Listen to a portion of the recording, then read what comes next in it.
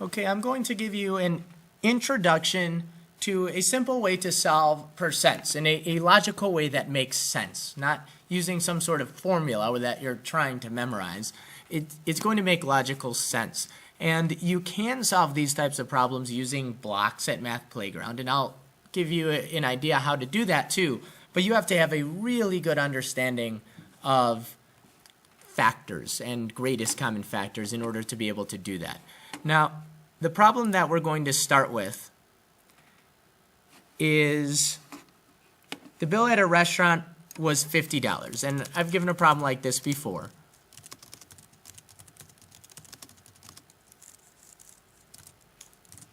The bill at a restaurant was $50. The customers left a 15% tip.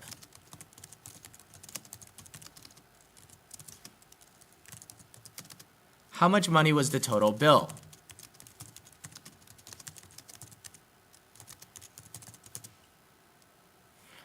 To do a problem like this, you have to think to yourself, what does percent mean? Percent means, and those words, and I've told you this before, percent literally means per 100. It's like a fraction. So if they left a 15% tip, that's a 15 per 100 tip. Well, I'm going to show you a simple way to do this, and that's just using a T-chart. And you're going to get very comfortable with this. Percent and a dollar value. Well, the bill at a restaurant, I shouldn't have put an S in there. The bill at a restaurant was $50, which means that 100% of the bill was $50. That's the whole thing. So if you were using a fraction model, you'd think to yourself, I have a whole, and this whole is worth $50. And people leave tips every time they eat out. So this is a very real world type of problem that your parents probably think about all the time. What I want you to do is go from 100% and think about where do I want to go next? In this case, let's go right to 10%. If 100% of the bill is $50, what was 10%? Well, think about it. To go from 100 to 10, what are you doing? You're dividing it by 10. And whatever you do to one side, you must do to the rest. Because 10 is 1/10 of 100. So you'll divide 50 by 10, and you'll get 5.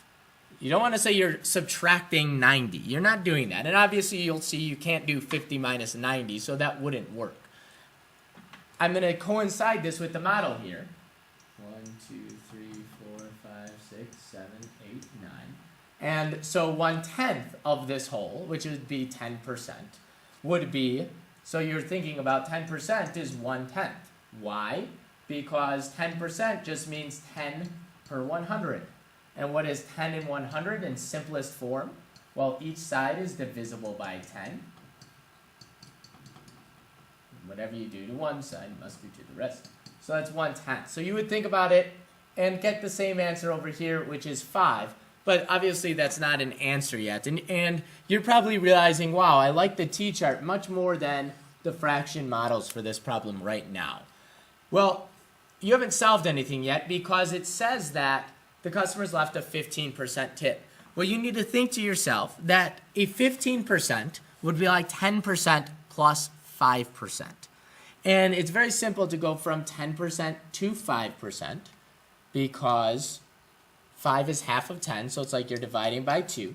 Whatever you do to one side, you must do to the rest. And you run into a problem here. What's half of 5? Well, your minds aren't always trained to think in terms of decimals, but if you think half of $5, you're thinking about money. And $5 is really, and what's half of that? Well, half of 6 is 3, half of 4 is 2. I mean, so it's right in the middle, and that'd be like $2.50. And it's not 2.5, it's 2.50. And you can see if you add it up, you would get a perfect 5. So 5% is $2.50.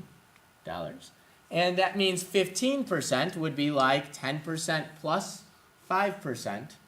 And that would be $7.50. And of course, 5 would be like 5.00. And you always line up the decimals when you're adding money or any number with decimals. So the question was, what was the total bill? If they left a tip, that means they left that in addition to the actual bill.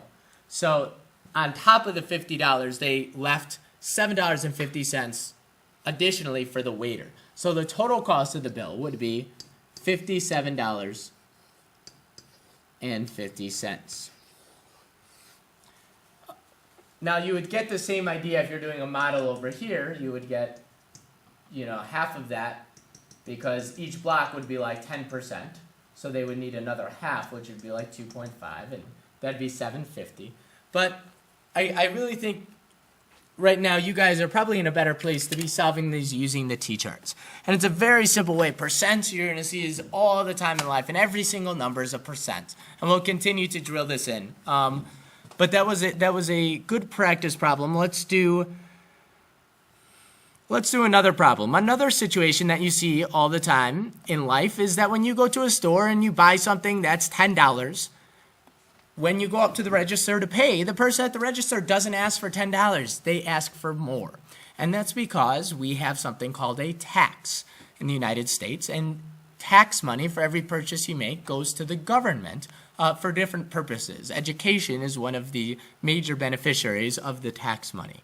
So let me give you a problem. Brad's hockey gear cost $320 without tax. So when he went looking around the store, he said, oh, it costs $320, but that's without tax. So when he goes to pay for it, the person at the register is going to ask for much more than that $320. The tax on the purchase was 10%. How much money did Brad have to pay in all?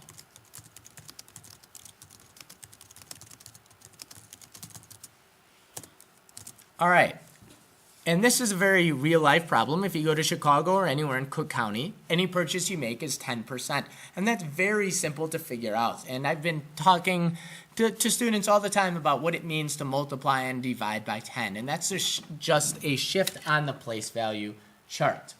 Brad's hockey gear was $320, so let's make our table, and I want you to set it up just the way I'm doing, percent and money, and I want you now to fill out the table and come to an answer. When you're ready, you can press play on the video to check your answer, but right now press pause and solve.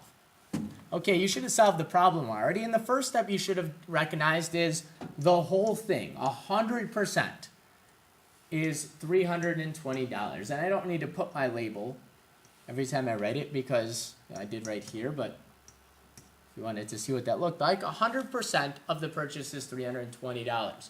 Now, in addition to that, when he goes to the register, he's going to have to pay more money, 10% because of a tax.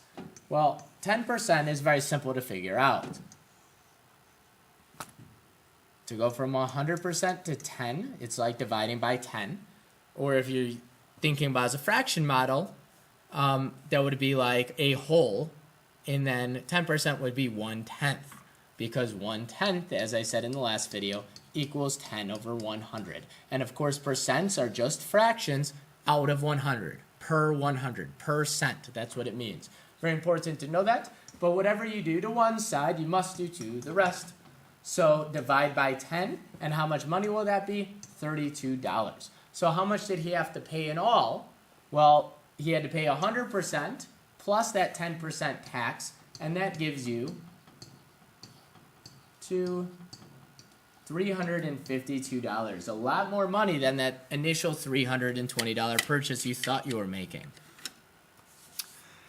I'll give you one more problem here, and then for the next video I'll do some more challenging percentage problems.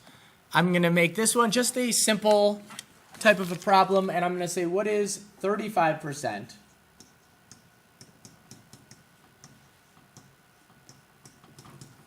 of 1,680 I'm sorry, 1,860. You have all the strategies you need to solve this problem.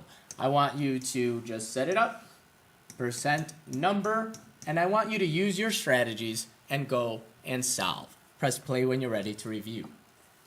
All right, the first step you should have done on your chart was recognize 100%. 100% is like the whole thing. It's, in this case, 1,860. Now we want to figure out, we have a tough number here, which is 35. But watch what I'm going to do here, and I'm going to make it really simple.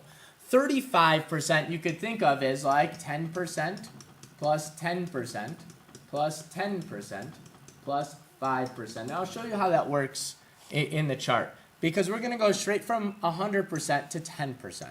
And to do that, you just divide by 10. So whatever I do to one side, I must do to the rest. 1,860 divided by 10 is 186. It's that shift on the place value to the right in this case. Well, 35% we said is 10 plus 10 plus 10 plus 5. So I'm going to write another 10% and another 10% because that's 30% now.